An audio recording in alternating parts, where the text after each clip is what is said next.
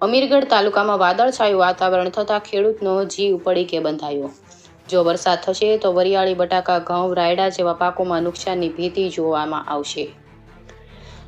અમીરગઢ એ આદિવાસી વિસ્તાર ધરાવતો તાલુકો છે। અહીંયા ખાસ કરીને લોકો પશુપાલન અને ખેતી સાથે સંકળાયેલા છે।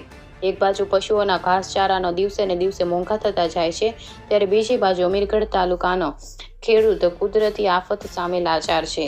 ત્યારે ગઈકાલથી જ અમીરગઢ પંથકમાં આકાશમાં કાળા ડિબાંગ વાદળો ઘેરાતા ધરતીપુત્રો ચિંતિત જોવા મળી રહ્યા છે। જો વરસાદ થાય તો ખેડૂતનો તૈયાર થયેલો પાક પણ બગડી જવાની સ્થિતિ સર્જાય તેમ છે અને 4 મહિનાની કમાણી નિષ્ફળ નીવડે તેમ છે। તેથી અમીરગઢ પંથકનો ખેડૂત હાલ તો કુદરતને એક જ અરજ કરી રહ્યો છે કે વરસાદ ના થાય અને શિયાળુ ખેતી કુદરત અમને લેવા દે તેવી કુદરતને ખેડૂતની લાગણી સાથે માંગણી છે।